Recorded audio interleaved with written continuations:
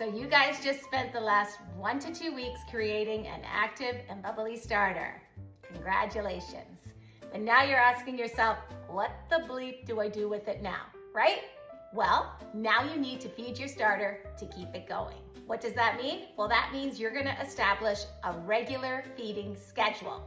So if you plan to bake bread every single day or several times a week, you are gonna feed your starter every single day, and you're gonna leave it in a warm place so that it's always ready for baking. Now don't worry, if you don't plan to bake bread every day, you can feed it and store it in the refrigerator. And now it can store in the refrigerator for about 1 to 2 weeks, and maybe you can get a little longer out of it. But I suggest feeding it once a week on a regular schedule. That way you don't forget. Now, how do we feed this starter before we store it in the fridge or store it on the counter, depending on our baking schedule? Well, I'm gonna show you how to do that now.